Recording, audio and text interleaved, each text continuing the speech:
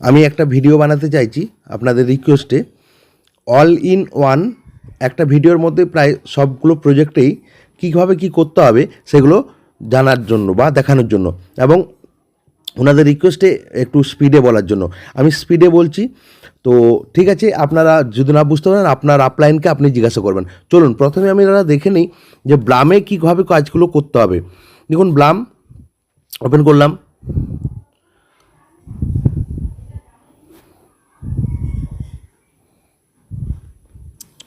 Blum open করলেন, launch Blum করবেন।